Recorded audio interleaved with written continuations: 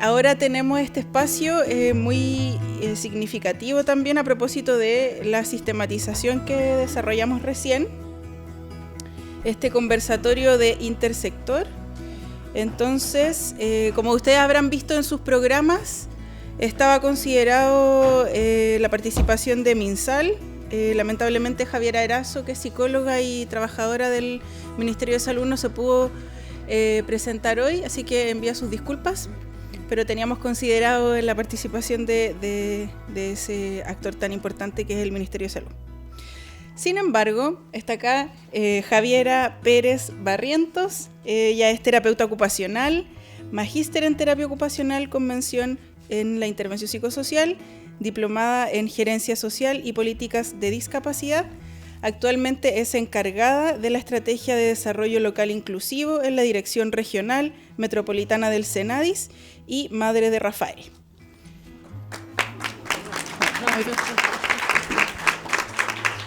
También nos acompaña acá Paz Martínez. Ella es trabajadora social, investigadora e integrante del movimiento por la defensa de la salud mental, magíster en psicología social, candidata a doctora en salud mental comunitaria y docente e investigadora de la Universidad de Valparaíso.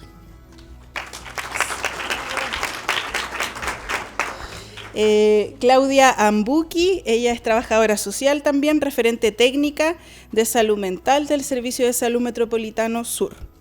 Les agradecemos por estar con nosotras hoy. Sí.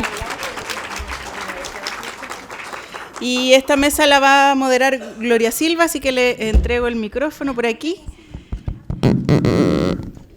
Es verdad que siempre tenemos que... Sí. ¿Sí? Bueno. Mueve un poco. ¿Así? Ya. Oye, puse acá desplegué las... Chuta, vamos a tener que igual acercarnos al... Pegoteadas. Ya, pues, bueno, primero, igual... Ya lo dijo la Paula, pero agradecer nuevamente a estas tres personas que digamos, tienen una... Siempre se dice vasta trayectoria, vasta con B corta, pero que yo diría que es una trayectoria que tiene que ver con no solamente espacios formalmente o institucionales en términos del trabajo o del compromiso, sino que también en los espacios que son de los más cotidianos también, en torno a ideas transformadoras, a ideas críticas respecto a asuntos que nos tocan, digamos, cuando pensamos en apoyo, en cuidados y en particular en salud mental. Así que muchas gracias por haber aceptado esta invitación. Y primero quería... agradecemos a todas las personas que han tenido toda la flexibilidad respecto a las condiciones que hemos tenido, y está bien. Entonces, primero, y esta es una parte de la invitación, era que cada una pueda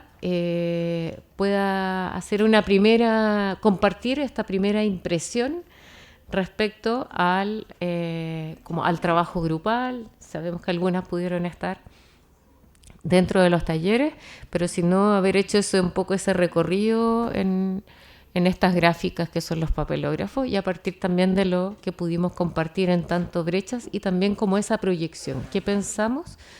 ¿Con qué soñamos en el fondo a 10 años? ¿Quién quiere comenzar? La que está más cerca. Ya, ahí quizás les voy a pedir, porque lo otro es tomar esto, ¿no?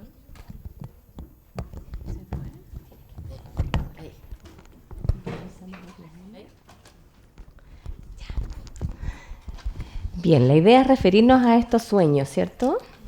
Sí. ¿Sí? Primero partiría como reconociendo este espacio. Han sido meses en que ha decaído la esperanza un poco de estos espacios reflexivos, de soñar y no soñar en cualquier cosa, sino soñar en construir en colectivo. Y creo que este espacio es bien reparador, ¿ya? Y lo digo desde lo personal, pero también de las conversaciones que escuché que se generaron tanto en los grupos como haber escuchado a las panelistas en la mañana. Así que Eso primero como la gratificación de que a pesar de todo somos bastantes quienes pensamos que las cosas pueden estar mejor y que deben ser mejor. Y respecto a estos desafíos a los 10 años, rememoro que son desafíos que tenemos en este ámbito de la salud mental, de los derechos, y no solo de los derechos, sino del ejercicio de derechos. Son desafíos que ya llevamos décadas, pero desde la institucionalidad que yo represento, que es salud mental, la verdad es que ha habido bastantes avances también. Sin embargo, brechas sin duda. Pero el mirar que necesitamos enfatizar aún más la garantía de derechos hacia la salud mental. Me preguntaba por ahí, mientras veía los papelógrafos, y no solo con esto me preguntaba, sino que es algo que seguramente a varios nos da vuelta, que cómo en estos últimos años hemos ido entendiendo que la salud mental pareciera que es una atención. Necesitamos salud mental refiriéndonos a que necesitamos una atención de un profesional, y no solo de cualquier profesional, sino como de un psiquiatra. Hay algo ha ido pasando en nuestra cultura que creemos que es un tercero frente a este problema del agobio en solitario, en que necesitamos, y en algunos papelógrafos decía ahí, necesitamos más salud mental como vinculada a algunas atenciones, y creo que la salud mental es esto, es poder conversar, es poder reflexionar, es estar en sintonía con otros, y eso se da en estos espacios que son como más esporádicos, digamos, pero en los territorios, en la medida en que, como dice ahí, varios de las reflexiones de los grupos en esto de la organización, del activismo, de este sentido crítico, ¿qué mejor espacios de salud mental que eso? ¿Ya? En la medida en que también constituimos espacios protegidos que están siendo tan necesarios en estos tiempos. Así que esa sería como mi reflexión inicial, y le paso ahí a mis compañeras. Gracias, cariño. Bueno, buenas tardes a todos. Yo hoy día vengo un poco a hablar también desde la mirada de los movimientos sociales, no en representación, porque no podemos hablar en representación. También está Fran y está la Andre por ahí, en alguna parte que no la veo en este momento. ¡Ay! Sí. Entonces, en el fondo, lo que a nosotros, desde los movimientos sociales, que hoy es el movimiento en defensa de nuestra salud mental, pero también la Radio Vilar de Voz y un montón de otros movimientos en Latinoamérica y mundiales, la brecha que vemos es la brecha que tiene que ver con el paradigma que ustedes también indicaron en los grupos de trabajo, que tiene que ver con efectiva implementación de principios y valores que suenan muy bonitos en la política pública, como la atención centrada en la persona o el recovery, por ejemplo, ¿cierto? Más, las declaraciones de voluntad anticipada, por ejemplo, que también aparecen en la ley del 2021, más no tenemos guías ni orientaciones técnicas para que eso sea efectivamente implementado. Y por lo tanto, eso dificulta el acceso a los derechos de las personas en la atención. Eso es por una parte. Pero por otra parte también una brecha que también ustedes la mencionaban tiene que ver con la valoración de personas expertas por experiencia. ¿Sí? Es muy distinta a la visión de profesionales radicales que tal vez pueden pedir más recursos para incentivos o para otras cosas, que lo que las personas realmente necesitamos en la atención en salud mental. Por ejemplo, nosotros desde el movimiento hemos discutido muchas veces para qué más recursos, porque si son más recursos para terapia electroconvulsiva, o si son más recursos para medicar, o si son más recursos para internaciones involuntarias, realmente no necesitamos más recursos para eso, ¿sí? Los recursos tienen que ir para otras cosas, pero creo que es igual necesario que nos cuestionemos para qué esos recursos, ¿sí? Porque está siendo un discurso que está desde la política pública, que también salió acá, ¿cierto? Entonces, también pensemos, si queremos más recursos, ¿para qué los queremos? Y por último también el tema de la identidad y cómo nos podemos identificar de distintas maneras las personas que tenemos desafíos en salud mental, que podemos salir de una vida en el fondo de patologización. Yo desde los 4 años que he sido patologizada por mutismo selectivo y por otras cosas, y a mis 36 años hoy me identifico como sobreviviente del trauma y he resignificado mi historia, he resignificado una serie de eventos desafortunados que han pasado en mi vida, y eso me ha hecho hacerme cargo de mi historia y de mi narrativa, ¿sí? Y transformar y pensarme a mí y a mi vida y lo que yo deseo desde otro lente que no es el lente de esta otra persona que me está observando, que me está aplicando test o que me está diciendo que es o lo que no puedo hacer. Si bien la atención en salud mental es muy necesaria, no podemos obviar que en la atención en salud mental hay vulneración a derechos humanos, no hay autonomía muchas veces, no hay autodeterminación, no hay facilitación para la vida independiente, para que las personas puedan tomar sus propias decisiones, hay personas a las que se les quita la capacidad jurídica, entonces tampoco podemos romantizar e idealizar esa atención y lo que tenemos que hacer es transformarla. Eso para empezar. Súper. Muy buenas tardes a todos y todas. Me quiero sumar un poco a lo que comentaban mis compañeras, pero quiero tomar otra brecha también que fue nombrada en el plenario, que tiene relación con las buenas prácticas. Yo en lo personal trabajo hace harto tiempo en el Servicio Nacional de la Discapacidad y en mi cotidiano, como decía la Gloria, me relaciono bastante con distintos municipios, ya con distintos territorios. Y como decía la Claudia, efectivamente en estos años sin duda hemos visto avances, pero también nos hemos dado cuenta que todos esos avances en muchas oportunidades son iniciativas aisladas, ¿ya? Entonces creo que ahí es fundamental lo que planteaban en el plenario, que tiene que ver con la posibilidad de replicar buenas prácticas, de levantar buenas prácticas, de conversar. Muchas veces nos damos cuenta que por la voluntad política que existe en un municipio en particular, generamos brechas incluso en personas que viven en la vereda al frente y la que viven en esta vereda, por no contar con recursos, por no contar con la voluntad política, por tener desconocimiento sobre las temáticas. Entonces, en base a lo que se conversó y que estoy totalmente de acuerdo en los grupos, creo que la posibilidad de levantar esas buenas prácticas nos permite dar a conocer también prácticas que son efectivas, ¿cierto?, en temáticas de cuidado. Hoy día, sin duda hemos visto que, no sé, yo te invito, Gloria, a recordar tiempos aquellos en que en ninguna comuna había, no sé, por ejemplo, programas de cuidadoras de respiro. Ya cuando recién estaba saliendo el snack en ese tiempo, hace muchos años atrás.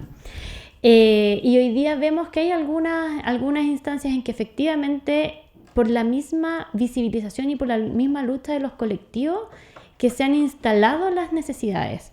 Y creo que eso también es fundamental. En algún momento se hablaba de visibilizar la voz de los que no tienen voz muchas veces. Y aquí también vino otra reflexión a mi mente que tiene relación en cómo muchas veces cuando soñamos estos sistemas nacionales de cuidado, ponemos mucho el énfasis en la diada, pero principalmente en el cuidador. Ya hasta hace poco se estuvo realizando diversos diálogos con respecto a qué soñamos y cómo soñamos efectivamente el Sistema Nacional de Cuidado.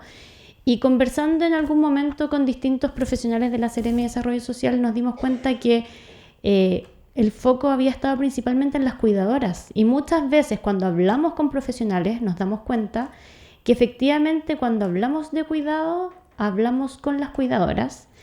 Y nosotros mismos, y esto también es una autocrítica en el fondo, nosotros mismos pasamos a invisibilizar la voz de la otra parte de la diada, ¿ya? Del sujeto cuidado. Entonces ahí creo que es parte de, no sé si de una brecha, no sé si de una autocrítica, pero de un punto que creo que es importante relevar al momento de discutir también, porque trabajamos mucho, estoy totalmente de acuerdo en el tema de la formación del recurso humano, ¿cierto? De tener un recurso humano formado desde un enfoque derecho, pero creo que también en ese afán muchas veces podemos nosotros mismos estar invisibilizando. No sé si...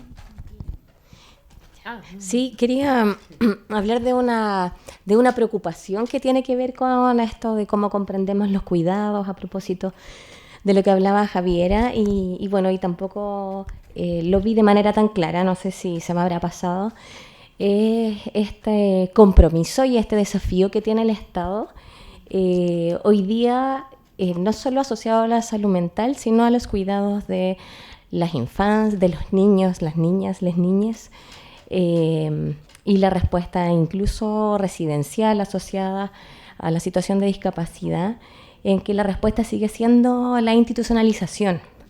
Y desde salud mental, pucha que tenemos experiencia y harto aprendizaje doloroso de lo que significa esa respuesta del Estado.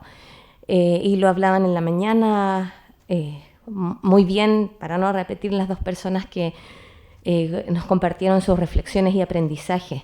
Y hoy día estamos vivenciando con personas que hoy están reinstitucionalizándose, institucionalizándose, y en salud mental, chuta, apareció el 2021 una ley que nos está dando de nuevo énfasis de volver a retomar procesos que el año 90, que el año 2000, principios de los 2000, se vivenciaron con fuerza y con mucho recurso, no solo recurso económico, sino que recurso de voluntades, de compromisos, pero fuera de esto, de lo que se llama la red de salud mental, estamos haciendo lo mismo que se hacía hace 30 años atrás.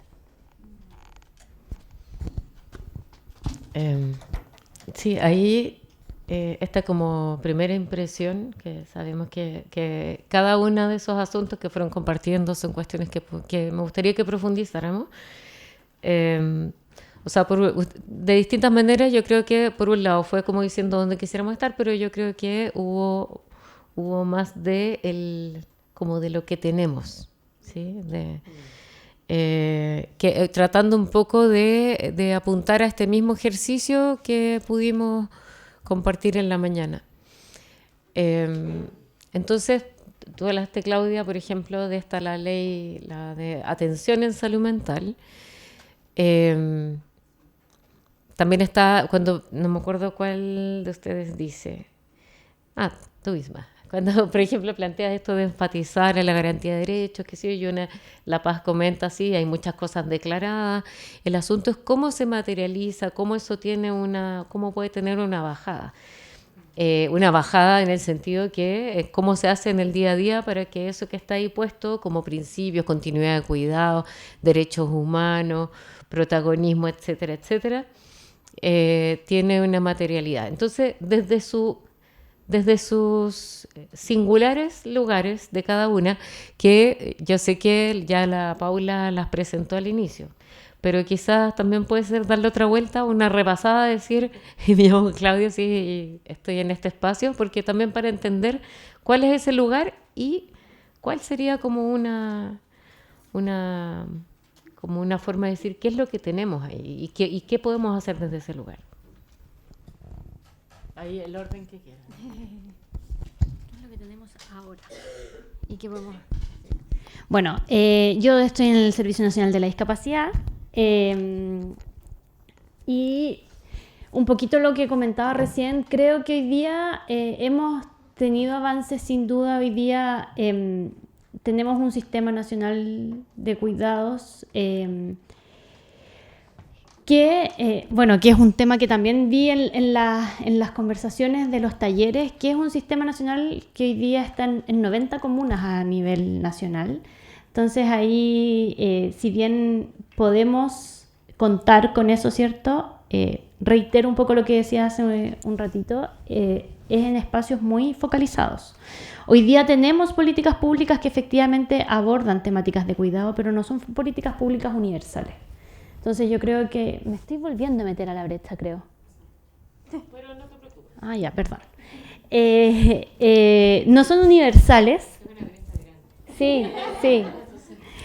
Ya, voy con otra cosa que también yo creo que tampoco responde a tu pregunta, pero no importa. Es una política pública, si bien existe y si bien entrega servicios a personas que requieren cuidado y se preocupa de la diada, ¿cierto? No son instancias universales. Creo que eso ahí tenemos una brecha importante. Y hay otras instancias donde también se financian iniciativas, ¿cierto? Instancias incluso en mi mismo servicio, donde tenemos algunos programas donde se financian iniciativas que están orientadas a promover el cuidado. Pero lo que hablábamos un poco en el break son instancias que siguen siendo con recursos acotados, con recursos focalizados, que exponen al estrés de los equipos de estar constantemente postulando proyectos que tienen un inicio y un fin, ¿cierto? Y que en el fondo no permiten como dejar la capacidad instalada y darle una permanencia a estos servicios. Entonces, eso es un poco lo que yo puedo ver desde el lugar que hoy día donde estoy. ¿Es lo que soñamos también? ¿Lo que soñamos? Lo que soñamos, bueno, en base a eso mismo, para mí sería óptimo contar con un sistema nacional de cuidados universal. Para eso, universal, que fuera pertinente a las realidades territoriales.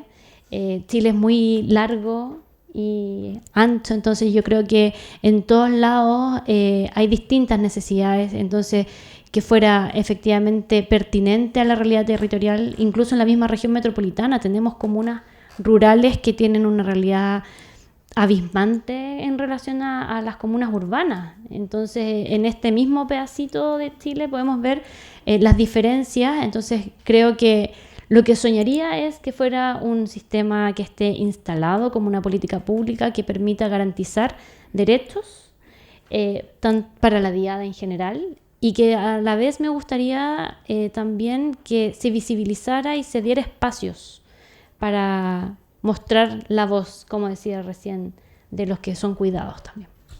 Pero ahí, Javi, Sí. Sí, ahí Javi te quería preguntar. A propósito de esta coordinación intersectorial, pensando en Senadis especialmente, ¿qué hay ahí en particular? ¿Qué es lo que tenemos en términos de coordinación intersectorial? ¿Y cuál podría ser el papel que juegue o que siga jugando Senadis para contribuir a que eso ocurra? ¿Para qué tan optimista? Para que eso llegue a ocurrir en algún momento. Ya, yo creo que el rol fundamental de Senadis en ese sentido es ser un agente articulador, creo yo, porque nosotros tenemos programas con financiamiento, pero vemos también que en los territorios hay distintas iniciativas, pero muchas veces nos damos cuenta que no hablan entre ellos. Entonces, el ser un agente articulador nos permite ponernos de acuerdo, sentarnos a la mesa. A mí lo iba a comentar al principio, me gusta mucho que estemos nosotras tres aquí sentadas y la Javierazo, porque efectivamente nos permite ponernos de acuerdo en esto no es un problema de salud, no es un problema social, sino que es un problema sociosanitario, ¿cierto? Donde tenemos que muchos sentarnos a la mesa. Me tomo un poco de las palabras de la Claudia, nos pasa mucho en la región también, que cuando existe una persona con discapacidad que requiere internación en una residencia, siempre nos llaman y nos dicen, no, es que tiene discapacidad, entonces que lo vea Senadis. Y la misión que nosotros tenemos como servicio es instalar la variable en el fondo y trabajar de manera intersectorial para dar respuesta transversal a las personas con discapacidad, ¿ya? Que requieran cuidados, que requieran inclusión, no sé, educativa, inclusión laboral, etcétera, pero que sea una coordinación donde podamos sentarnos a conversar y decir, oye, ¿sabes qué? A lo mejor no siempre, y en las buenas prácticas que vemos muchas veces, no se requieren tantos recursos, se necesita más coordinación, creo yo. Y ahí siento que tenemos un rol fundamental. Hoy día nosotros, los programas que tenemos en Senadis y que entregan apoyos a cuidados, no sé, el Tránsito a la Vida Independiente, que trabaja con temas de cuidado, y la Estrategia de Desarrollo Local Inclusivo, En la estrategia de desarrollo local inclusiva hay una acción en particular que tiene que ver con los comités de inclusión, donde esos comités, la idea es sentarse en la municipalidad y conversar con Dideco, con salud, con educación, con finanzas, con obras municipales, para que entre todos vayamos dando posibles iniciativas que permitan que efectivamente se cumpla con los derechos de las personas con discapacidad, pero que no sea solo como un escrito, ¿cierto? Que no sea solamente una declaración de principios, sino que efectivamente eso se haga carne en aspectos tan centrales como, no sé, las veredas, el rebaje, qué sé yo. Entonces yo creo que ahí nosotros tenemos un rol fundamental, además de seguir con nuestros programas que tenemos, ¿cierto? Pero me parece que en la coordinación cumplimos un rol más central. Yo no sé si quieren ir comentando. Sí, así como, ya, sí. O Súper. comentándose Sí, yo quería tomarme un poquito de que yo pienso que sí es un problema también social, es un problema político, es un problema cultural, no es sociosanitario. Y creo que el hecho de que la salud mental, en vez de ser promoción de bienestar, con sus distintas dimensiones, ¿cierto? Para tener bienestar, ¿qué necesitamos? Necesitamos tener cubierta nuestra dimensión financiera, nuestra dimensión ocupacional, afectiva, o sea, hay un montón de cosas, ¿cierto? Entonces, que esta asociación de salud mental en realidad sea enfermedad mental, limita el campo y limita las acciones posibles.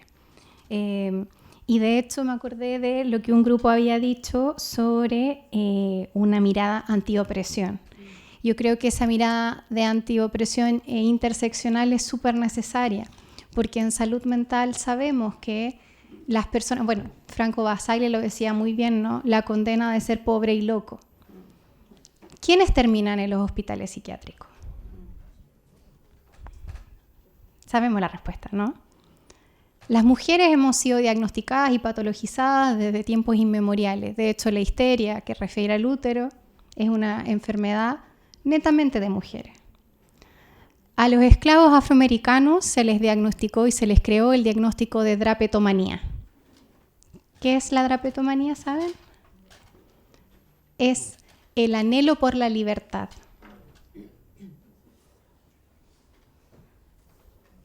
Entonces, es un problema social, es un problema político, es de la sociedad, de la comunidad, no es un tema de la institución. Y el que tenemos es eso, ¿no? Tenemos servicios, tenemos profesionales, tenemos farmacias, tenemos un par de políticas públicas y un par de leyes que son muy bonitas, pero que no tienen una efectiva implementación. ¿Qué es lo que queremos desde el lado de los movimientos sociales, tanto desde acá en Latinoamérica, como les decía, también en otros espacios en los que participo? Queremos la valoración de la experiencia en primera persona. Queremos alternativas, queremos que se pregunte qué es lo que necesitas para estar bien, ¿sí? Queremos que se nos pregunte qué te pasó en vez de qué tienes, cuál es tu desequilibrio bioquímico en el cerebro, que además no tiene ninguna evidencia científica, por lo demás. Y queremos alternativas para estos apoyos y estos cuidados. Porque si es la única alternativa, el psiquiatra, psicólogo y las pastillas, no puede ser que a todo... Y ojo, que desde el movimiento en que participo acá en Chile y en otros, no somos anti-medicación para nada. Sobremedicación sin duda. Anti-medicación forzada sin duda. Y hay mucha gente a la que la medicación le funciona y le sirve y dice como esto me salvó la vida y está perfecto. Pero también hay otro montón de gente que necesita de otros apoyos. Que necesita, o sea, en un estudio que hicimos en los SFAM, en el GES de salud mental de depresión, el 86% de las pacientes, entre comillas gigantes, son mujeres. Y cuando hablamos con esas mujeres, son mujeres que viven en situación de violencia, que son cuidadoras. O sea, esa problemática la arregla un psiquiatra. Entonces sí se necesitan transformaciones sociales, transformaciones políticas. Y también otro sueño en esto de soñar, sería importantísimo también que valoremos y veamos el trauma que tenemos, no solamente el trauma personal de nuestras historias de vida, que puede ser algo también que cada uno de nosotros lleve, el trauma intergeneracional que este país tiene a los 50 años de la dictadura más cruenta de toda Latinoamérica, de 17 años, y los traumas colectivos que hemos vivido. Acá hemos vivido dictaduras, desastres naturales, terremotos, incendios, estallido social, constituciones que cuando la Gloria dijo constitución, a todo el mundo le dolió un poquito el corazón. Bueno, a algunos no, obviamente, pero ¿eso cuándo lo vamos a abordar? Todos esos traumas, ¿cuándo nos vamos a dar cuenta de que tenemos que abordarlo, repararlo y transformarlo? La violencia estructural que sufrimos también es causa de eso. Y en un país neoliberal con violencia estructural es muy difícil que tengamos un buen bienestar y una buena salud mental. Eso por ahora. Bueno, yo concordar con esto de que efectivamente es una problemática social y eso se refuerza cuando desde salud nosotros entendemos como este paradigma de los determinantes sociales. ¿Ya? En el fondo no es lo que te pasa en una parte del cuerpo o en una parte de tu historia, sino que tiene que ver con dónde naciste, cómo estás viviendo, cómo creciste y las oportunidades que hay, la interseccionalidad y que la expositora de la mañana también exponía. Por tanto, claro, estamos con un montón de barreras, pero de todas formas, dentro de la organización más social, comunitaria y desde lo institucional, al menos tenemos estos puntos en común de volver a priorizar lo preventivo, aun cuando hoy día está tan difícil, porque hay situaciones muy críticas a propósito de los traumas recientes, a propósito de la pandemia y todo lo que implicó en la desestructura social, en el contacto.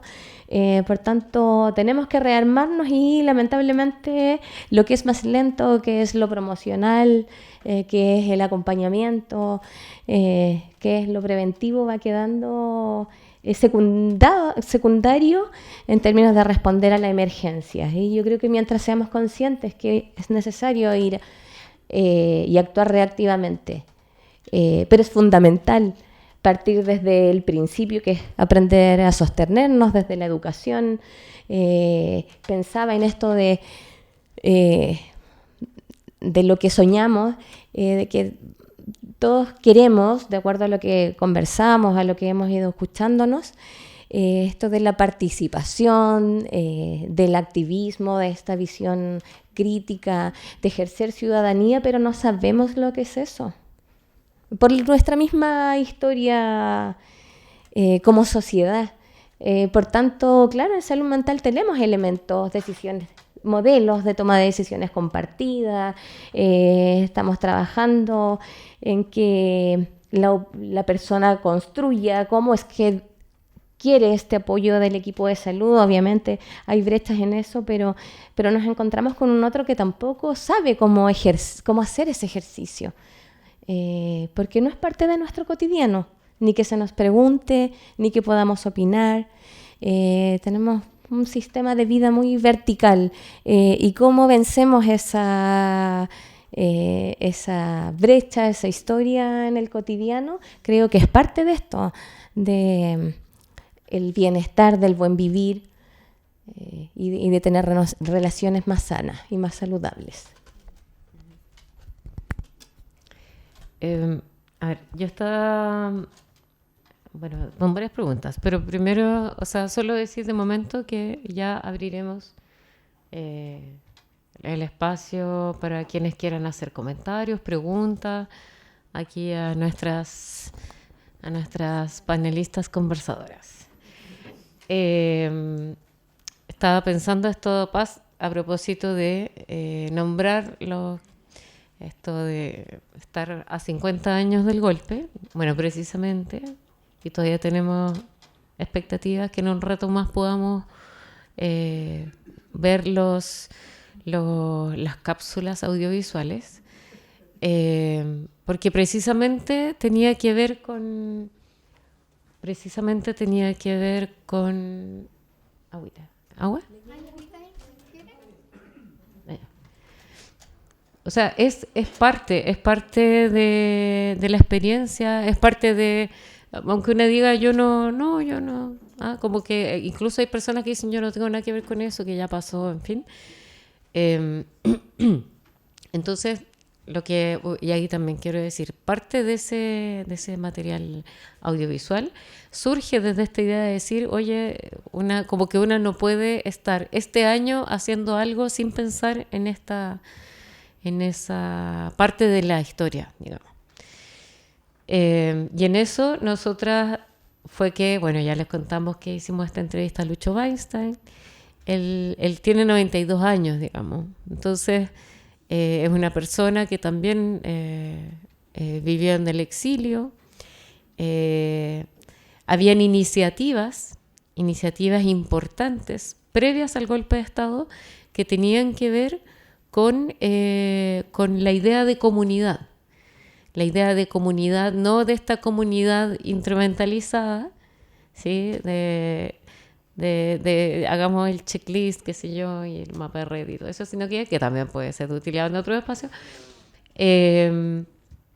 sino que era una idea de comunidad más asociada a solidaridad, a pertenencia, identidades, en fin. Entonces, por eso que también fuimos en esa búsqueda, y ahí encontramos a Lucho Weinstein y con unas cuantas décadas de diferencia a Claudia Carniglia, que está aquí presente. Ella, Claudia, saludar. Gracias. Bueno, y Claudia, que ella estuvo trabajando en el Hospital Esperal, pero bueno, y no les voy a contar más, pues espero que se vean el documental. Y también está Alejandro Guajardo, dentro de las personas entrevistadas. Entonces, como también del poder dar cuenta de que cuando hablamos del año 90, 93, primer plan nacional de salud mental y psiquiatría en ese tiempo, y se viene a hablar de los derechos humanos y la idea de modelo comunitario, como una cuestión fuera como inventar la pólvora, cuando en realidad esto tenía ya un largo camino previo, ¿ya? Entonces, por un lado, es ese reconocimiento a toda la experiencia que ya traíamos de antes, pero hay una fractura. Y esa fractura, en parte, creo que Javi, perdón, estoy con la memoria así, pero no sé si era la Javi que tú decías, como con qué nos encontramos ahora. Porque ahora se habla de comunidad y qué sé yo, pero terminamos hablando siempre de redes, las redes de apoyo, porque se convierte en una especie de artefacto, ¿sí? Como que ya no es esa otra idea de solidaridad, de colaboración, de sororidad, digamos, de una manera distinta. Entonces, en este contexto, digamos, de nuevo 50 años, encontrarnos con cuáles son los modos que tenemos ahora de acompañar, cuáles son esos problemas sociales y esas formas de relacionarnos que encontramos, y ustedes ya han descrito eso. Entonces, no sé, escuché ya, violencia estructural. Ese es un escenario de fondo. Entonces ahí, cuando yo pregunto, ¿qué violencia histórica, represión política, qué sé yo, violencia institucional, represión política, no estoy quedando a los 50 años atrás, sino que también la tuvimos hace 3 años, 4, casi 4. Pero también está la violencia hacia las mujeres, en fin. Entonces, pero la violencia estructural es de fondo. ¿De qué manera cada una desde su lugar puede también aportar en decir, queremos ambientes libres de violencia? En el fondo, si uno la pensara como en un formato más positivo, en relación también a especialmente las violencias que viven personas con sufrimiento psíquico, o personas que también a veces se identifican como personas en situación de discapacidad psicosocial. Sí, ahora partimos por acá.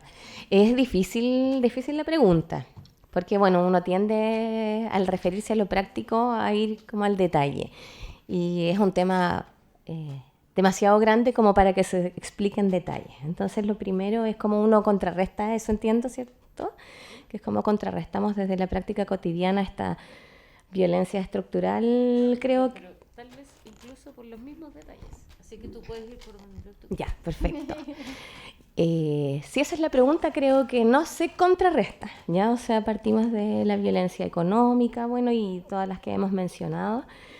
Sin embargo, y creo que eso es hasta reparador, ¿ya? Que en el fondo no podemos obviar que es una realidad violenta y sobre esa nadamos, con momentos mejores y peores.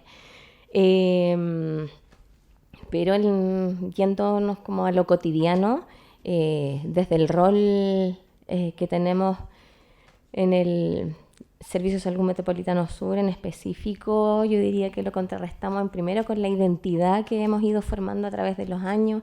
Ahí Claudia Carniglia sigue siendo parte importante de ese proceso, que es en el fondo aprender a tener relaciones colaborativas. Y eso no es algo tan espontáneo, ni es algo que estamos tan acostumbrados. ¿Y a qué me refiero con esto de la identidad de tener relaciones colaborativas? Es que, así como lo planteaba Javiera, sí, nos referimos al trabajo en red porque trabajamos con otros, pero es un trabajo en red que no es ni articular ni coordinarnos, sino que efectivamente discutir, tomar decisiones en conjunto y construir en conjunto también qué queremos para el desarrollo de la red. Y ese sería, como les digo, no creo que contrarreste, pero es un aporte frente a este escenario, ¿ya? Dentro de quienes intentamos hacer un trabajo en pro de los derechos de las personas y dentro de sus derechos una atención de salud digna. Y bueno, nos ha tocado este último tiempo y hace un ratito mencionaba la ley 21.331, que cuando apareció no creo haber sido la única, un poco por repetición también, decir, bueno, pero esta ley no es lo que necesitamos, porque adolece de muchos principios, pero pucha, que nos ha dado un contexto para ir trabajando con los equipos en este enfoque hacia las personas, de la toma de decisión, de las voluntades anticipadas, del consentimiento informado. ¿A quién le estamos preguntando? ¿Al familiar o a la persona? Reactivar procesos de desinstitucionalización. Por tanto, en lo cotidiano, hoy día creo que estamos en un contexto muy bueno desde este ámbito de prácticas concretas, pero es un escenario que, dado el escenario general, que ya fue lo primero que partí diciendo, se nos han posibilitado procesos, ¿ya? Y creo que como red, con esta identidad que lo vemos cuando tenemos instancias con otros servicios de salud, efectivamente no está la práctica de conversar, de tener puntos de encuentro, y es extraño eso, ¿ya? Entonces, algo que nosotros y nosotras estamos orgullosos, y en la instancia que podemos decimos, esta es nuestra identidad. Incluso les voy a ir más allá y voy a contar, no es una infidencia, pero desde MinSal, a propósito de este estilo, nos dicen, allá son carniglistas, ¿ya? Y un poco por el apellido, que es Claudia la que instala este modelo de cómo vamos tomando las decisiones en conjunto, en horizontalidad y con las personas con las que trabajamos y para quienes trabajamos.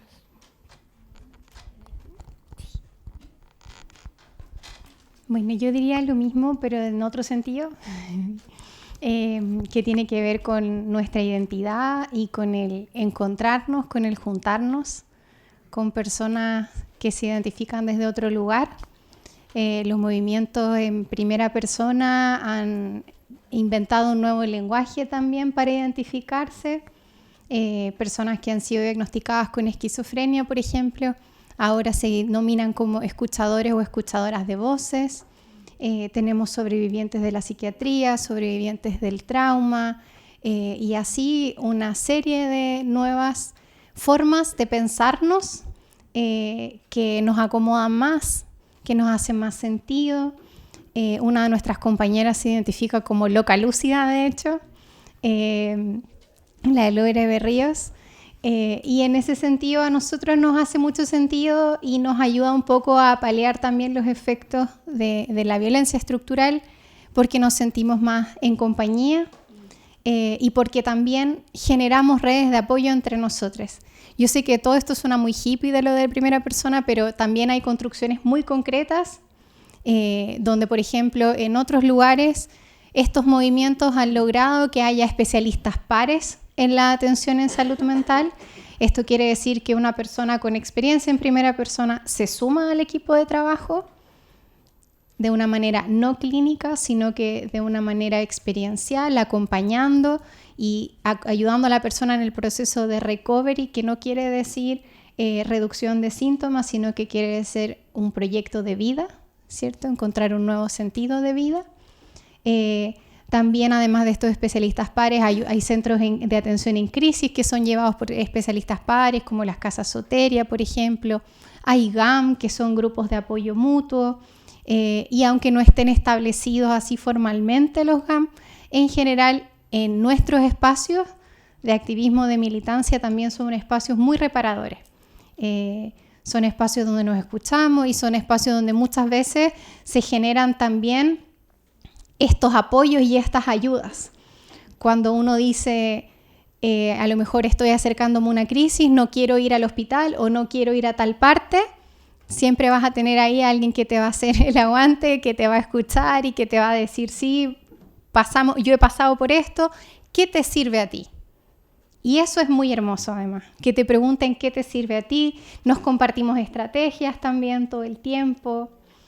Así que en ese sentido también hacer comunidad, ser parte de, sentirte escuchada, sentirte comprendida y saber que en el fondo todos tenemos una voz. No hay personas sin voz, todos tenemos una voz. Lo que pasa es que muchas veces en espacios institucionales o en espacios de poder, las compañeras voceras han tenido que golpear la mesa para que las escuchen, que es distinto. Pero no es que no tengan voz, ¿sí? Entonces yo diría que es eso, que los lazos, los movimientos, las comunidades, los colectivos están llenos de afecto, están llenos de humor, están llenos de conflicto y están llenos de humanidad. Entonces yo creo que eso también es un bálsamo para sobrellevar lo feo. Ya, estaba pensando en una de las palabras que anoté cuando tú estabas haciendo la sistematización del trabajo en grupo, y una de las palabras fue humanizar, ¿ya? Y me acordé automáticamente de en algún momento cuando hablábamos de humanizar el trato muchas veces, pero si miramos un poco más allá nos damos cuenta, por ejemplo, con las personas que trabajamos, en su mayoría mujeres, cuidadoras, 96% de ellas cuidadoras no remuneradas, con una sobrecarga altísima y que muchas veces viven en situación de violencia e intentan generar una labor de cuidado, pero en un sistema que por sí mismo es violento hacia ellas, porque ejercen una alta carga que no es remunerada, que no es reconocida, que no hay espacios de respiro. Entonces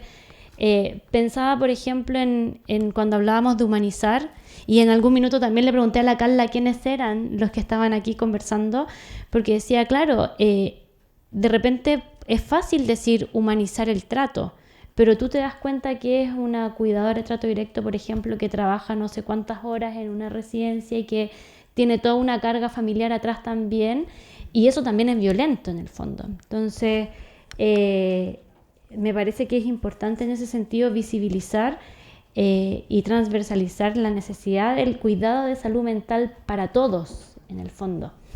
¿Ya? Y creo que ahí espacios como este son centrales, son fundamentales, espacios de formación, de compartir buenas prácticas en cómo llevar a cabo lo que hablamos muchas veces del enfoque de derecho, hacer prácticas desde una mirada de derecho con los equipos, y también creo que es central educar a las mismas personas en sus derechos. Nosotros nos encontramos a diario con personas que no saben sus derechos. Entonces, cuando no sabes, eres más vulnerable a que te vulneren, eres más susceptible a que seas vulnerado y que se ejerza violencia.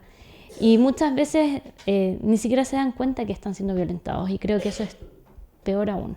Entonces, me parece que los espacios de formación, ¿cierto? El escucharnos, el conocernos, el mirarnos, también podría ser como prácticas que permitieran eliminar o disminuir en cierta forma estos episodios de violencia, pero me parece que lo central también es poder mirar estos sistemas desde otra óptica, y en eso hay una laminita ahí que dice generar nuevos sistemas políticos, que creo que ahí es como la clave.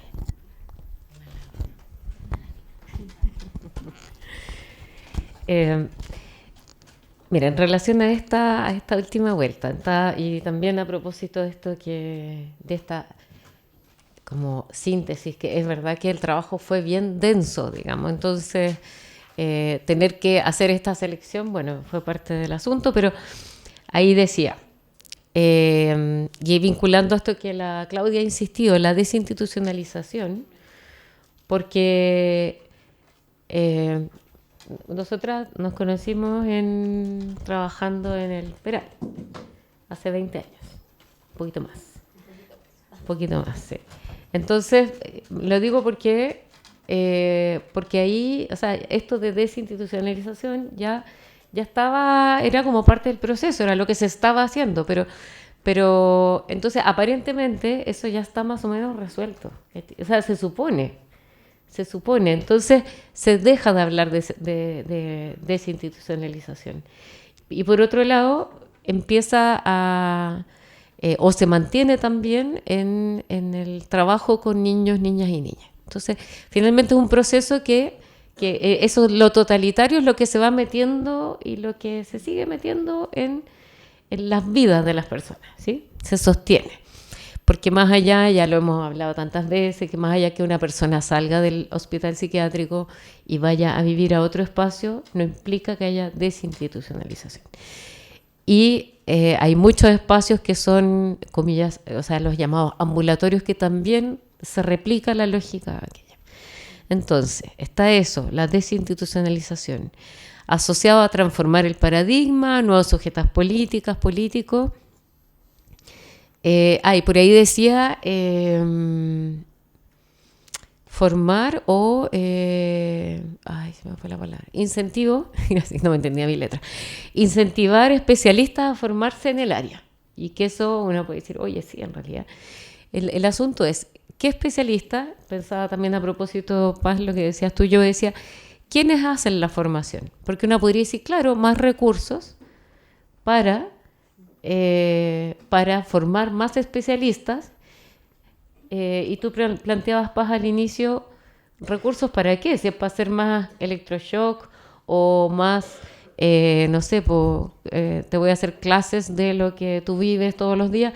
Entonces, quizás son recursos que podríamos pensar para esa formación de especialistas, pero no en especialistas necesariamente de los equipos de salud, que es lo que comúnmente se piensa, sino que es quiénes hacen la formación. Además, vuelvo a esa pregunta, y sobre qué, cuáles son los temas de esa formación.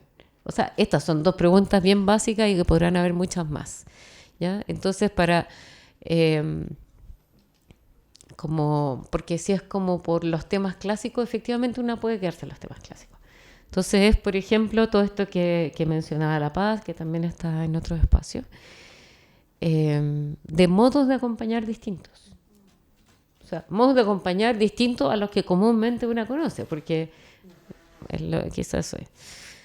Entonces estaba pensando que igual hay hartas aperturas en relación a un espacio como este, donde yo esperaría o esperaríamos que pueda tener traducciones muy concretas, ¿sí? O sea, están los fondos, los TBI, tú mencionabas, Javi, por ejemplo, ahí en esto, los TBI es Tránsito de la Vía Independiente, perdón, que aquí cuando una ya está metida en el asunto lo asume como sabido.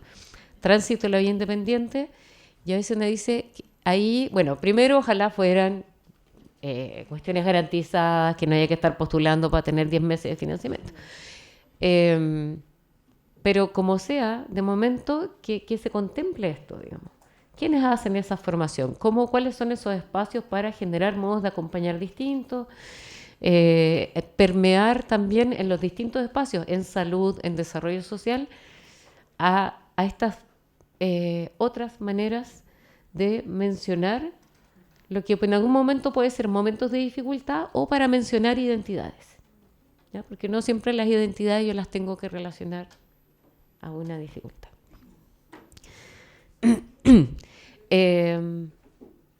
Sí. Bueno, entonces, sí. Sí, entonces, si tienen comentarios, por favor, preguntas. Allá está Katy con el micrófono. Y pueden ser preguntas dirigidas o puede ser a todo el panel.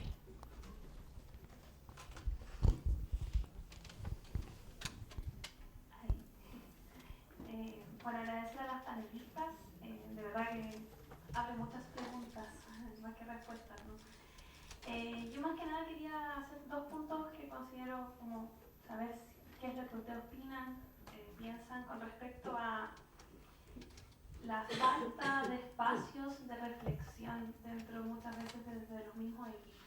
¿Ya? Yo hablo más, bueno, yo trabajo en los espejos, con equipos de atención primaria, con equipos de centro de salud mental, como referente técnico, y muchas veces me encantaría poder abrir más espacios de discusión con los equipos, y muchas veces el tiempo no está. Y yo creo que esa es lo veo como una brecha, porque caemos en esta enajenación del hacer, ¿no? Y deshumanizamos también nuestro hacer y a las personas también con las que trabajamos y en equipo y con las que también acompañamos. Entonces, ¿cómo se puede pensar, ¿no?, un sistema de salud mental universal, humanizado, si es que dentro de lo material, no existen espacios de discusión crítica, de reflexión de las prácticas? Eso por un lado. Y lo otro es, con todo el discurso de la seguridad pública y comunitaria, que de verdad está muy presente, uno facilita espacios barriales, territoriales, y las familias y las comunidades, por lo menos los espejos, te dicen que quieren más carabineros, que quieren acceso a armas, que quieren mayor control social, al final y al cabo, y muchas veces limita mucho la participación. O sea, hemos hecho esfuerzos para que las personas vayan a sedes comunitarias, para que encontremos espacios de escucha activa, de círculos de escucha, y la seguridad. Y yo digo, hoy tanto en los medios de comunicación, ¿no?, como que no podéis salir de la casa, sobre todo en lugares tan estigmatizados como es la comuna de Los Espejos. Entonces, ¿cuáles son los desafíos que también vemos para facilitar la participación significativa de las personas en espacios no institucionalizados? Porque el miedo existe, ¿sí? Y también el impacto que eso tiene en salud mental.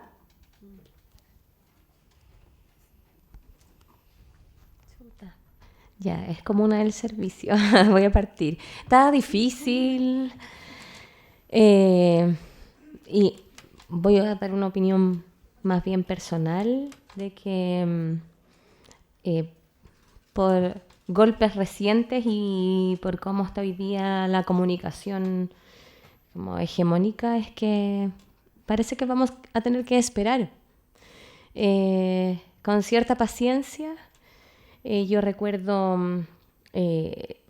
pasado, no sé, el mes siguiente del estallido, que hicimos un consejo técnico, que esto quiere decir reunión con todos los equipos de atención primaria, especialidad, hospitales.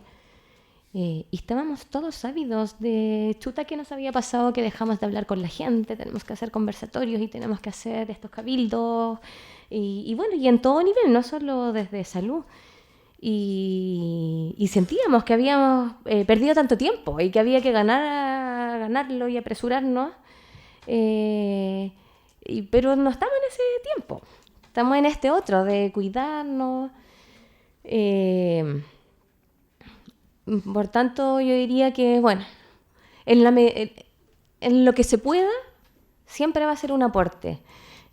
Pero va a llegar ese momento, va a llegar de nuevo, si todo esto es un poco cíclico, y hay que estar preparado quizás para eso, que no estábamos preparados la vez anterior, para que haya espacio, para que haya metodología, y quizás por este modo de vida que estamos teniendo es como que uno espera mucho en las relaciones lo transaccional. Es decir, ya yo doy, pero que me dan, que obtengo, digamos. Y pareciera que esta transaccionalidad además es tangible, ¿ya? Como que lo intangible no se ve la ganancia en primera instancia. Y quizás también es una oportunidad de pensar cómo uno muestra esto como un beneficio individual, familiar, colectivo. Y a lo mejor nos pasa eso también desde salud, que nos cuesta hacer este marketing, por competir, digamos, con la comunicación hegemónica, y a lo mejor en este tiempo en que estamos más encerrados con una baja participación. Yo creo que además eso se alinea a la pandemia, que la gente efectivamente, todos, quedamos menos acostumbrados a tener reuniones, y en momentos, además por la falta de tiempo, uno dice, oh, qué lata presencial, ¿y por qué no es online? Como que al principio nos costaba, ahora un poco lo queremos. Entonces yo creo que hay muchos factores hoy día en que son barreras en el fondo para estos puntos de encuentro. Y a lo mejor hay que ir esperando, pues hay que ir esperando incluso que la violencia de los espacios de encuentro, veamos qué ha pasado en los espacios escolares, que cuando hay encuentro parece que no estamos pudiendo tolerar, y seguramente no es tan negativo hoy día esperar a que las cosas vuelvan a cuajar en un sentido más sano, porque hoy día está difícil eso, incluso en los puntos de encuentro. Así que es un desafío donde yo no renunciaría, pero claro, a lo mejor hay que ir dándole más vueltas. Yo creo que aquí hay mucho más experiencia en eso, así que de hecho yo te escuchaba y decía, me está hablando de España, pero no, me estás hablando de acá, ¿cierto? Con todas las organizaciones, los grupos de apoyo mutuo y todo eso, ya pues, entonces cuéntanos. No, yo, bueno, no desde la institucionalidad decirte como que le preguntes a la comunidad cómo quiere participar. Porque muchas veces no es que la comunidad... Hay un discurso muchas veces de funcionarios de salud que la comunidad no quiere participar. Y capaz que no quiere participar en lo que tú estás proponiendo. Pero si pueden llegar a un diálogo de saber qué es lo que esa comunidad necesita, o qué es lo que quiere dialogar, o qué es lo que quiere hacer, en qué lugar, en qué espacio y a qué hora, también... lo digo porque sabemos que hay una crisis de institucionalidad que, bueno, que dio origen también al estallido social, ¿cierto? Hay una crisis de pensar la autoridad y de la credibilidad de las instituciones. Entonces, yo creo que una forma de poder llegar es preguntarle a la gente, no a otras instituciones. Como vecinos de Los Espejos, ¿quieren participar? ¿Cómo quieren hacerlo? ¿Dónde? ¿A qué hora? ¿Por grupos? Sí, a lo mejor adolescentes querrán algo y personas mayores querrán otra cosa. Yo creo que ahí está tu respuesta en realidad, como allá, en Los Espejos. Sí, iba a mencionar algo muy similar a lo que plantea Paz, y para no reiterar, porque de verdad era muy similar, quiero contarte una experiencia. Nos pasó en algunas comunas. Uno de los programas, el programa que yo coordino, tiene una línea que se llama Revelo, que es Red Vecinales y Locales.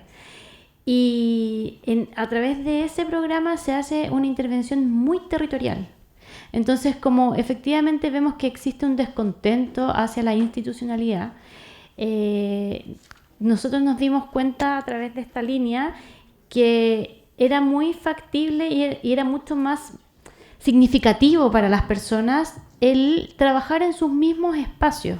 Entonces, a pesar de que tú querías, no sé, hacer alguna intervención X con la comunidad, tú no los invitas a ellos, oiga, venga a la municipalidad tal día, tal hora, sino que tú vas y te instalas en la plaza, en la junta de vecinos, haces la intervención en el mismo territorio. Entonces pasó mucho que a través de estas intervenciones se fue dando el boca a boca, el convocar, ya no porque la municipalidad te convoca, sino que porque la vecina del frente te dice, oye, ¿sabes qué? Fuimos a esto y está súper bueno, tú también podrías ir, y se va dando como volver a conocernos entre vecinos, volver a saber qué hace tu vecino del frente, que en algunos casos la pandemia nos distanció profundamente, pero hubo también algunas experiencias donde en la pandemia, al estar todo el día encerrado en tu casa, también te encontraste con el que vivía al lado.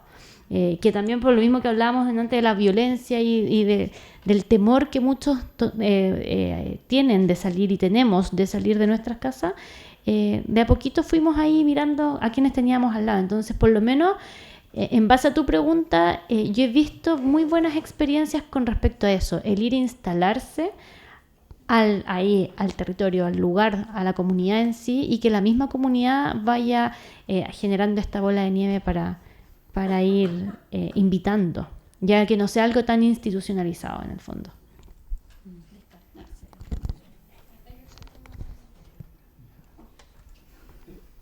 Bueno, primero saludo a todas las personas que están presentes aquí en este auditorio, tanto los auditores como el público, muy importante aquí, o los estudiantes, que son nuestra esperanza y nuestro futuro. Yo quisiera responder por la gente. Estoy aquí porque yo soy gente. Soy la gente que necesita los servicios de salud. La gente a la que le van a preguntar y la gente que ellos buscan y no encuentran. Ese soy yo. Soy un miembro de una organización social. Colfausan, familiar y usuario de personas con afecciones de salud mental. Entonces yo diría lo siguiente. Comprendamos, este no es un problema solamente de las personas con discapacidad o de salud. Es un problema mucho más extenso y grande y grave. Es el problema de la sociedad. ¿Qué podemos esperar de las personas que se están informando por la televisión abierta, que durante 10 minutos todos los días están viendo noticias de delincuencia, de ataques, de asaltos, de violencia? ¿Cómo podemos esperar que esa gente tenga confianza y que quiera circular por las calles siquiera, especialmente en la gente más pobre? Lógico que van a querer permanecer en sus casas. Entonces, ¿cómo se combate eso?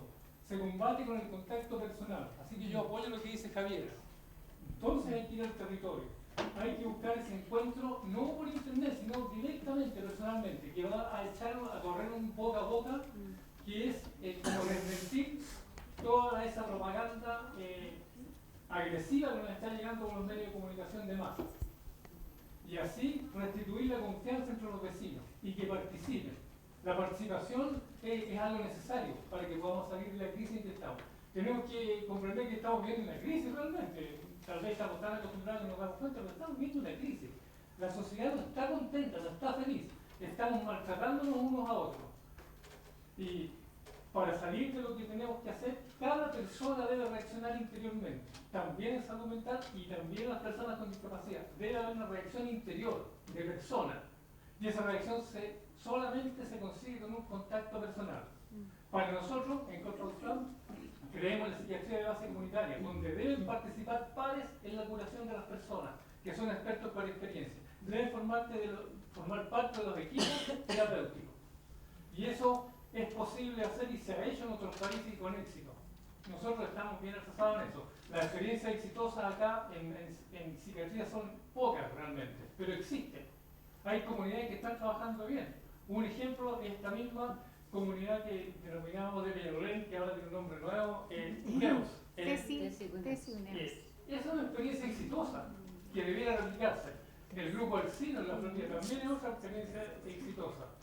Entonces, esas experiencias exitosas son las que nos van a sacar adelante, porque las cosas hay que hacerlas, hay que practicarlas, experimentarlas y así se aprende. No solamente el libro es un complemento. La real enseñanza es la experiencia personal. Ustedes como jóvenes van a tener la oportunidad de transformar la psiquiatría en este país, van a tener la oportunidad de transformar la salud mental en este país, hacerlo algo asequible para todos y llegue a todos los territorios. Y para que llegue a todos los territorios, por supuesto que tiene que haber un financiamiento de parte del Estado, tiene que haber una ley de salud mental que asegure ese financiamiento. Son todos pasos necesarios, pero lo esencial es llegar a cada persona y eso solo se consigue con el contacto personal. Por eso nosotros quisimos venir aquí a participar para dar nuestra opinión, porque nos consideramos que lo hemos vivido en experiencia en carne propia y es una voz que no debe ser desoída. Incluso la propia Convención de las Naciones Unidas dice que las personas con discapacidad deben ser consultadas en todas las políticas que se programen que después las van a afectar. Bueno, espero que sigamos adelante en este exitoso seminario.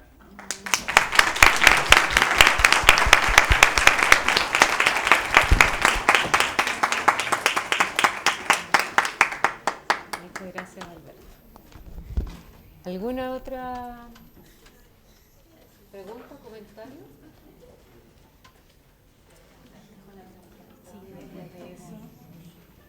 Ay, usted no se me miren acá. Ay, no.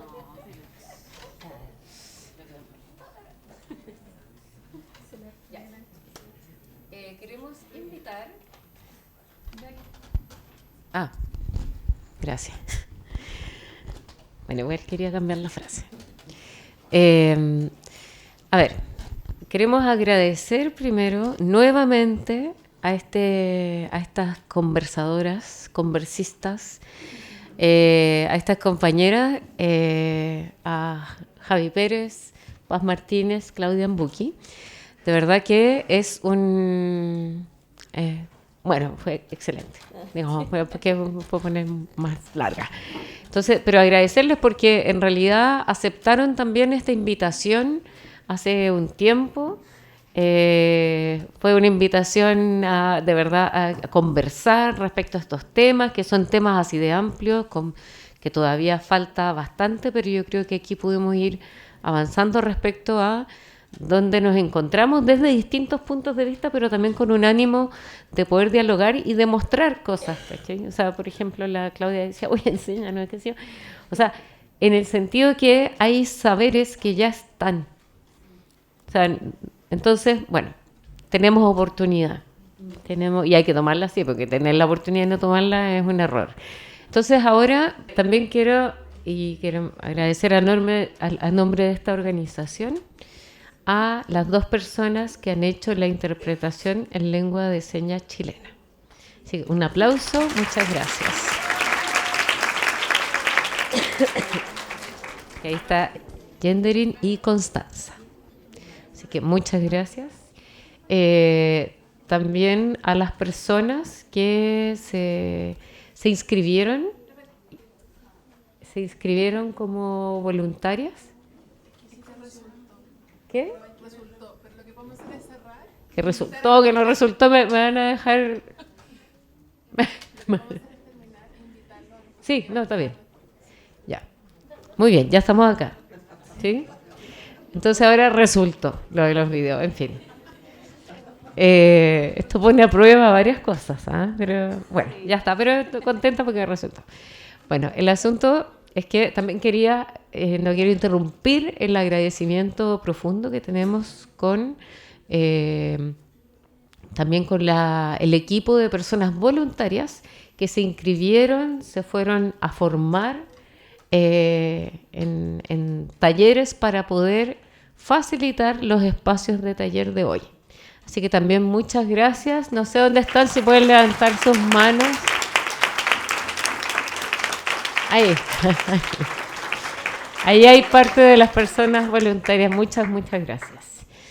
Ya, eso por ahora. Y ahora, en este espacio de panel más ampliado, originalmente hemos dicho María Graciela, Andrea, nos interesa que con todas poder también tener impresiones más bien respecto a lo que ha sido esta jornada. O sea, han sido hartas horas que no necesariamente en general nadie garantiza que esto pueda ocurrir, que tengamos lugar, bueno, que el audio, en fin, pero que tengamos un espacio, que nos podamos hacer el tiempo, viajar de otras ciudades, de otros países, en fin. Así que me gustaría que cada una, en el orden que quieran, pudieran darnos esas impresiones, también planteando algunas preguntas, desafíos.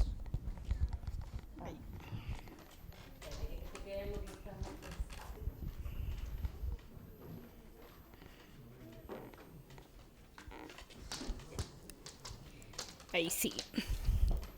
Bueno, para ir cerrando entonces, agradecer todo este día tan rico y enriquecedor, ¿no? De aprendizaje, lleno de compartires, sentires y pensares, juntos, en red.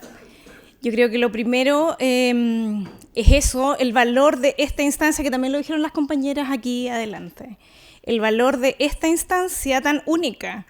En el contexto en el que estamos como país, efectivamente estas instancias son escasas y eso es muy necesario valorarlo y agradecerle a la corporación esta iniciativa.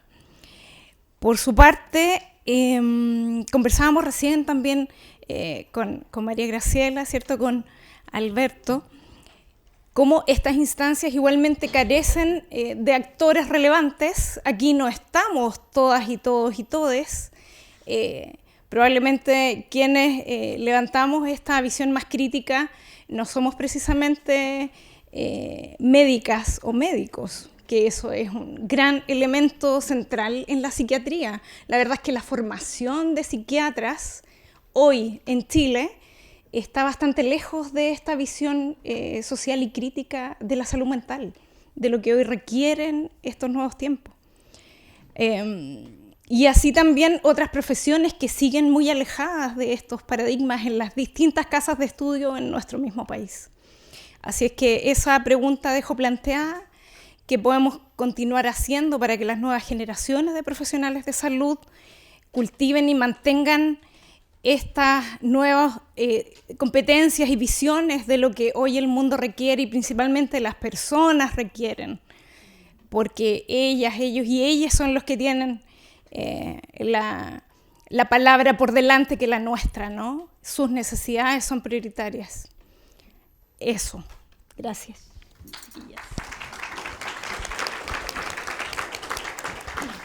Bueno, yo respetuosamente no voy a hacer un análisis de lo que se vive a nivel estructural de Chile, no correspondería, pero sí lo que desde acá vi y sentí. Y es como un eslabón, ¿no? Como varios eslabones que se fueron uniendo en nuestras presentaciones que no nos habíamos hablado. No pudimos coordinar o estuvo muy bien que no coordináramos y que sin embargo sentí que estábamos presentando, mostrando exactamente lo mismo. ¿Para qué? Para que después se desatara lo que tenía que desatarse. Y recorrer todos los equipos que estaban trabajando con este maravilloso sistema que se utilizó, dio sentido a cualquier palabra que se pudo haber dicho y que encerrara en cada uno de los presentes lo que a su vez le resuena, sabe y siente en favor de las personas y cómo hay que meterse, ¿no? en la boca de los lobos, ¿no? Y no puedo dejar de recordar, estuve escuchando, ustedes saben que en Argentina apareció el nieto número 133 y cada vez que aparece un nieto abrazamos la vida, la historia y la memoria, la verdad y la justicia. Y hoy, muy temprano, estaba escuchando a otro nieto que él fue el que buscó a su hermano, y para eso tuvo que viajar a México y hacer todo el recorrido que había hecho su padre, y posteriormente su madre. Y después, cuando se entera que tenía un hermano, ahí se entera investigando por sus padres, giró, cambió la búsqueda y empezó a buscar la respuesta de la vida, que era a este hermano. Y entonces, cuando finalmente lo encuentra, él, que venía con 30 y pico de años de lucha y de búsqueda y de memoria, pensó que al encontrarse, encontraba a su hermano, por el que había vivido todos esos años, pero el hermano vivía con el apropiador. Y entonces, no importa cómo es la situación, lo cierto es que lo que quiero decir es que en una noche lo tenían que, él quería todo junto, todo ya. Y es un poco lo que se veía en las palabras y en la necesidad de lo que transcurrió en este mismo lugar durante todo el día. Se necesita ya, se necesita ahora. Es como que la búsqueda ya estuvo, y entonces este es el tiempo de las respuestas. Y en el caso de este nieto, que no me acuerdo el número, ustedes saben que los identificamos por los números, este hermano que había que construir la relación le dijo: mirá, si querés venir, vení, pero yo estoy en mi casa, y en mi casa era la casa del apropiador, y estaba el apropiador, y a él no le importó, y fue, y cenó con el apropiador también, porque era más importante este encuentro y esta respuesta de la vida que el hecho de que estuviera el apropiador. Y creo que hoy, cuando recorríamos los lugares, y yo escuché a alguien que no sé si se habrá ido o no, pero en uno de los grupos, cuando se estaba debatiendo, lo que dijo era escuchar lo que se ve. Y eso resonó muchas veces en el grupo, eso de escuchar lo que se ve, porque vos sos... que trabaja, no importa, trabaja en un lugar donde la condición de discapacidad es muy severa y no hay posibilidad de manifestarse. Y ella dijo escuchar lo que se ve, porque es esto, es meternos en la complejidad. Cuando digo la boca del lobo, es meterse con estas estructuras que se resisten a cambiar, con lo que vino, con todo lo que pasó, pero con todo lo que está ahora. Con esto que pasó durante todo el día, que más allá de que uno pueda decir faltó esto, es absolutamente superador. Y seguramente que de acá, como nos pasa, nosotras tenemos historia en común por un doctorado, como pasa a veces en un seminario, un doctorado, que se despierta el semillero y se producen transformaciones.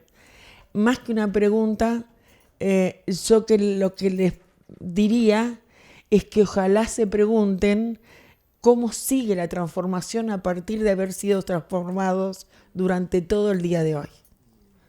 Gracias.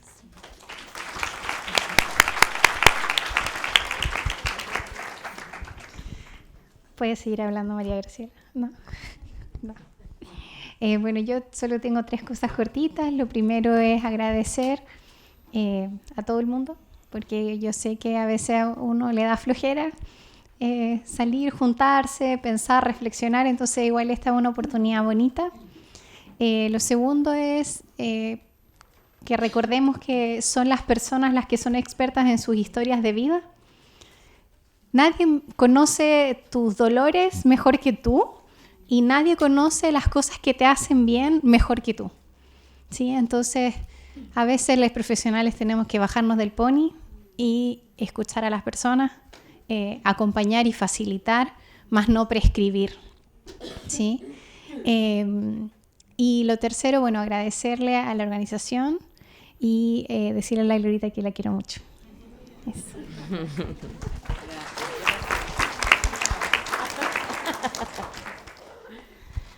Bueno, también agradecer la invitación, la confianza y del día también quisiera como agradecer este espacio y bueno, las presentaciones de la mañana estuvieron muy buenas, pero me quedé con algo grabado que es algo tan obvio, pero por ser tan obvio es tan invisible, que es cuando María Graciela, perdón, nos hablaba de la dignidad, ¿ya? Y la dignidad tiene que ver con la libertad, la posibilidad de decidir, de elegir.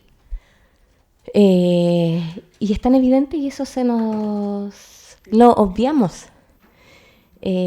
Porque claro, nosotros tenemos la fortuna de tener espacios y poder tener voz, con mayor o menor incidencia, pero está. Pero ese derecho no lo tenemos todos y todas. Y efectivamente, ahí está la dignidad, no en si tiene agua caliente y comida, que por Dios, si pensamos que eso es dignidad, chuta, qué mal estamos. Pero es más allá. Y eso lo agradezco, como esa apertura de ojos, porque creo que es muy significativo, y adicionarlo y enlazarlo con este concepto de lo digno. Y bueno, lo que nos queda, yo creo que grandes desafíos, y lo decían hace un ratito, como la posibilidad de replicar estos espacios reflexivos y de conversación. Así que nos quedamos, yo creo, todos con este desafío, porque además nos vamos quedando con ganas de seguir hablando y escucharnos más. Así que quizás por ahí podemos ir asumiendo estos compromisos más personales de ir dándonos estos espacios. Quizás mañana mismo, cuando nos encontremos con los compañeros, compañeras de trabajo, opinar, contarles lo que me llamó la atención de esta jornada, o lo que me preocupó de esta jornada, y intentar en estos espacios que son los más sociales, quizás el del almuerzo, porque a veces el ajetreo cotidiano no nos permite, pero como no olvidar eso, ¿ya?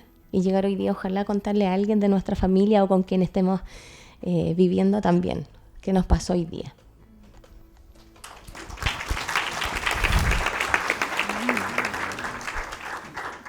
Bueno, también sumarme al agradecimiento a la Gloria y al equipo completo, reencontrarme con hartas caras que les tengo mucho cariño, así que fue muy bonito eso también. Y me quiero sumar a las palabras, y me hace mucho sentido lo que dice María Graciela en relación a cómo sigue la transformación. Y pienso que la transformación sigue en el territorio, como hablábamos en un momento, quizás el replicar estos espacios, pero con nuestra comunidad, con la comunidad con la que trabajamos, con las personas con las que trabajamos a diario, para que también tengan la posibilidad de reflexionar. Estoy totalmente de acuerdo en que estos, como decía la compañera Lo Espejo, tenemos que darnos estos espacios de reflexión entre profesionales, pero creo que tenemos que tener un invitado central, que es la comunidad, las personas con las que trabajamos, para las que trabajamos, que es central que estén y puedan también aportar en cómo vamos a seguir transformando esto. Así que eso. Muchas gracias. Muchas gracias. Bien. Bueno, ya les agradecí mucho, les vamos a seguir agradeciendo. Y agradecer a todas las personas que participaron hoy, también especialmente a todo el equipo de la Casa Comunidad Corporación TCUNEUS. Muchas gracias a todas, a todos y a todos.